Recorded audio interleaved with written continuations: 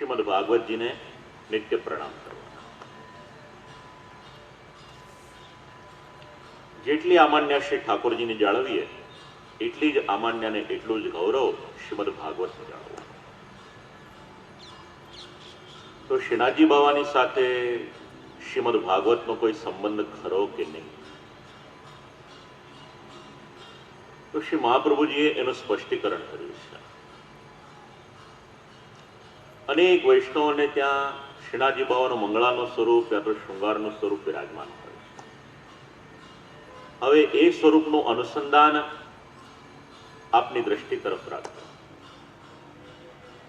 શ્રીમદ ભાગવતમાં 12 સ્કંદ છે, 335 અધ્યાય છે, અને શ્રી મહાપ્રભુજીએ 3 અધ્યાયને પ્રક્ષિપ્ત ગણ્યા છે એટલે 332 અધ્યાય છે. તો શ્રીનાથજી બાવાના શ્રી ગોવર્ધનનાથજીના બંને શ્રીચરણ એટલે શ્રીમદ ભાગવતજીનો પ્રથમ સ્કંદ અને દ્વિતીય સ્કંદ. શ્રી ગોવર્ધનનાથજીના બંને બાહુ એટલે શ્રીમદ ભાગવતજીનો તૃતીય અને ચતુર્થ સ્કંદ. શ્રીનાથજી બાવાના બંને સાથળ એટલે શ્રીમદ ભાગવતનો 5મો અને 6થો સ્કંદ. શ્રીનાથજી બાવાએ કટી ઉપર પધરાવેલો કરકમલ જે દક્ષિણ એટલે જમણો કરકમલ છે એ શ્રીમદ ભાગવતજીનો 7મ સ્કંદ. અષ્ટમ સ્કંદ અને 9મ સ્કંદ શ્રીનાથજી બાવાના વક્ષસ્થલ અને 10મ સ્કંદ શ્રીનાથજી બાવાનું હૃદય. એકાદશ સ્કંદ એ શ્રી ગોવર્ધનનાથજીનું શ્રીમસ્તક મુક્તિ લીલા, અને 12મો સ્કંદ શ્રીનાથજી બાવાએ જે ડાબો કરકમલ ઉપર રાખેલો છે એ 12મો સ્કંદ આ શ્રી ગોવર્ધનનાથજી અને શ્રીમદ ભાગવતજી એ બંનેનો સંબંધ છે. એટલે જ્યારે જ્યારે શ્રીમદ ભાગવતજીની પાસે આવીએ તેને એમ વાંગ્મયી મૂર્તિ, આ શ્રી ઠાકોરજીનું વાંગ્મય સ્વરૂપ છે એ અનુસંધાન અવશ્ય રાખવું. વાર્તા પ્રસંગ વાંચશો તો કોઈક વૈષ્ણવને ત્યાં શ્રીમદ ભાગવતજી પણ પધરાવ્યા હતા એવું અનુસંધાન મળશે. જેવી રીતે શ્રી ઠાકોરજીની સેવા થાય એવી જ રીતે શ્રીમદ ભાગવતજી પણ કોઈકને ત્યાં સેવામાં આવી રીતે પધરાવેલા હોય છે. તત્પશ્ચાત 4થા અધ્યાયમાં ગોકર્ણના ઉપાખ્યાનનો પ્રારંભ કર્યો. અથ વૈષ્ણવ ચિત્તેષુ દ્રષ્ટા ભક્તિમલૌકિકમ નિજલોકમ પરિત્યજ્ય ભગવાન ભક્તવત્સલાહ, ભક્તવત્સલ ભગવાન પધાર્યા છે. હવે પિતૃઓની મુક્તિને માટેના 2 અધ્યાય. ઘણા વૈષ્ણવો પોતાના પિતૃઓની મુક્તિને માટે શ્રીમદ ભાગવતજીની કથાનું આયોજન કરે છે. એનું મૂળ આ 2 અધ્યાયમાં સમજાવવામાં આવ્યું છે. એક નગર હતું, એમાં આત્મદેવ નામનો એક બ્રાહ્મણ હતો. આપણા બધાની આ કથા છે. આત્મદેવ બ્રાહ્મણ એટલે બીજા કોઈ નહીં પણ આપણે પોતે. આ આત્મદેવ બ્રાહ્મણ શ્રોત સ્માર્તેષુ નિષ્ણાત, શાસ્ત્રના નિષ્ણાત હતા. અને ધર્મશાસ્ત્રનો કોઈ પણ નિર્ણય કરવાનો હોય તેનું સમાધાન આત્મદેવ બ્રાહ્મણની પાસે મળી રહેતું. આખું જ ગામને સમાજના લોકો એનું માન જાળવે, પણ એની પત્ની એને અનુકૂળ ન હતી, પ્રતિકૂળ હતી. બને એવું ક્યારે આખી દુનિયા જેને પગે લાગતી હોય એના ઘરના માણસો જ એને સન્માન ન આપે એવું પણ બની શકે. પત્ની પ્રતિકૂળ હતી. કેટલી પ્રતિકૂળ?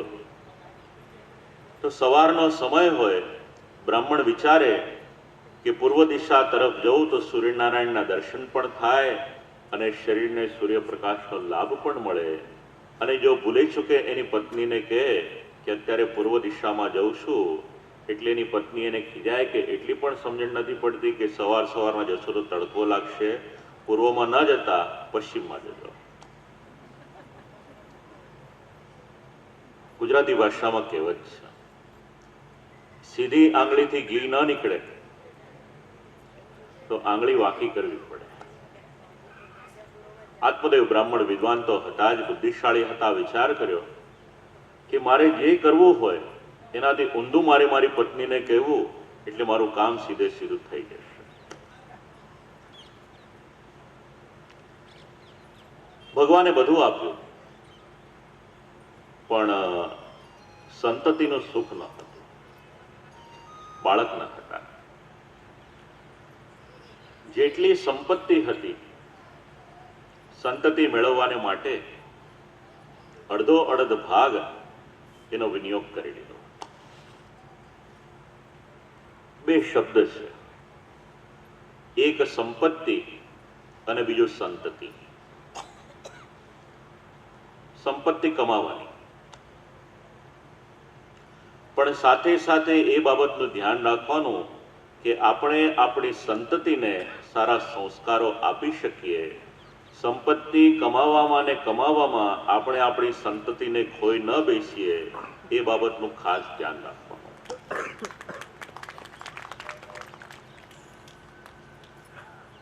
આખો જ દિવસ પુરુષ કામ કરે,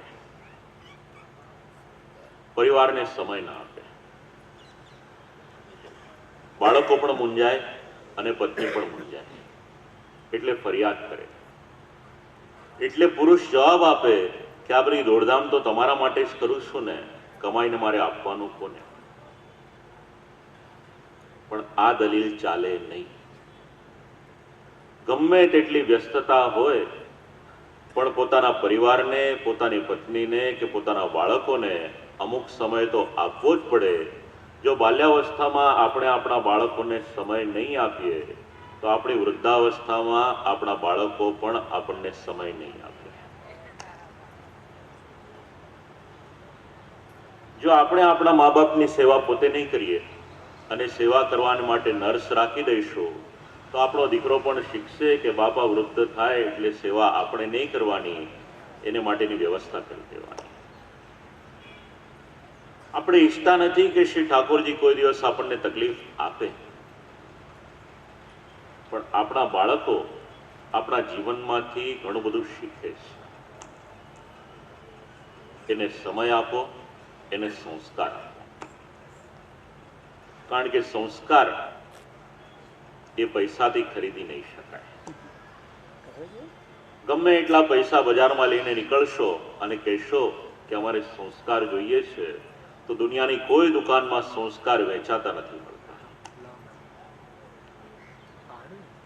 એના માટે પ્રયત્ન કરવો પડશે, એના માટે ધર્મથી, એના માટે નીતિથી જીવન જીવવું પડશે. એ રીતે જીવન જીવીશું તો આપણા સંતાનોમાં સંસ્કાર આવશે. ગયેલી સંપત્તિ કમાઈ શકાશે, તકલીફ પડશે પણ પાછી આવી જશે, પણ સંસ્કાર જશે તો એને પાછા લાવવા ખૂબ જ અઘરા છે.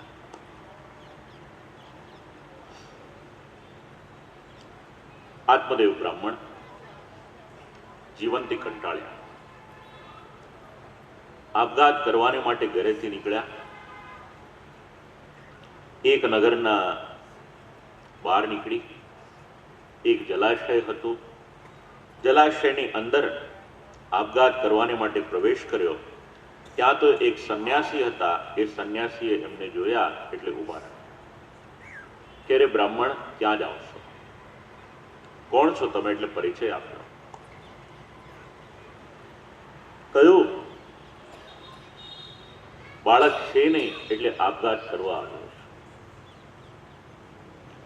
આ સંન્યાસી મહારાજે એ બ્રાહ્મણના કપાળ તરફ દ્રષ્ટિ કરી. કહ્યું કે બ્રાહ્મણ, આ એક જન્મમાં નહીં, સપ્ત જન્માવધિ તવ પુત્રો નૈવચ નૈવચ, 7 જન્મ સુધી તારા ભાગ્યમાં બાળકનું સુખ નથી. બ્રાહ્મણે વિચાર કર્યો કે જો કપાળની રેખા જોઈને 7 જન્મનું ભવિષ્ય બાકી શકે તો આ કોઈ સામાન્ય મહારાજ નથી. પગે પડીને કહ્યું કે હવે તો આપ જ મને આશીર્વાદ આપો કે મારે ત્યાં બાળક થાય. એટલે એને સમજાવ્યા. દશરથ રાજાને ત્યાં રામચંદ્રજી જેવા પુત્ર હતા, તે છતાં પણ અંત સમયે એમને દુઃખની પ્રાપ્તિ થઈ. અને સગર રાજાને ત્યાં 60,000 સાગર હતા, તે છતાં પણ એને દુઃખ મળ્યું. એટલે સંતાનમાં સુખ છે એવું માનીશ નહીં. સમજાવ્યા છતાં પણ ન માન્યા અને બળાત્કારે આશીર્વાદ લીધા કે તારે ત્યાં બાળક થશે. એટલે ફળ આપ્યું. ફળ આપીને કહ્યું કે તારી પત્નીને આ ફળ ખવડાવજે. બ્રાહ્મણ રાજી થઈને ઘરે આવ્યા. પત્નીને ફળ આપ્યું. કહ્યું કે આ ખાઈ લેજે, આ ખાવાથી આપણે ત્યાં બાળક થશે. પત્નીનું નામ ધુંધુલી. સતત તર્ક વિતર્ક કર્યા જ કરે. ધુંધુલી એટલે આપણી બુદ્ધિ. 2:30 વાગે કથામાં આવવાનું હોય એટલે આપણી બુદ્ધિ આપણને કામે લગાડશે કે આજે નહીં, આજના બદલે કાલે જઈશું. આ તો પછી 2:30 ને બદલે 4 વાગે કે 5 વાગે જઈશું, કલાક 1.5 કલાક કથા સાંભળીને પાછા આવી જઈશું. એમ કરતા કરતા 1, 2, 3, 4, 5 દિવસ આમ સુધી જઈ ન શકીએ. આપણી ધુંધુલી આપણી બુદ્ધિનો પ્રતાપ છે. ધુંધુલીએ વિચાર કરવાની શરૂઆત કરી કે જો ફળ ખાવાથી બાળક થતા હોત તો આ વિશ્વમાં કોઈ પણ પ્રજા વગરનું રહે જ નહીં. લાવો આ ફળની પરીક્ષા કરું. એટલે પોતાની સખીને વાત કરી, પોતાની બહેનને વાત કરી. એણે કહ્યું કે એક કામ કર, આ ફળ છે એ ગાયને ખવડાવી. ફળની પરીક્ષા થઈ જશે. તો કહ્યું કે મારા પતિ પૂછે તો જવાબ શું આપીશ? કે એને કહેજે કે ખાઈ લીધું મેં, અને પછી બાળક માંગશે તો લાવીશ ક્યાંથી? એટલે સખીએ કહ્યું કે મારા ઉદરમાં બાળક છે, હું તને આપી દઈશ, અને એના બદલે મારા પતિને કેટલાક પૈસા આપી દેજે, એટલે એ પણ રાજી રહેશે.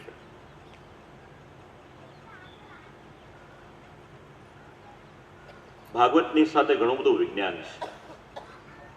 આગળ જેમ જેમ પ્રસંગ આવશે અને શ્રી ઠાકોરજી પ્રેરણા કરશે ને સમય હશે તો આપણે એનું અનુસંધાન લઈશું.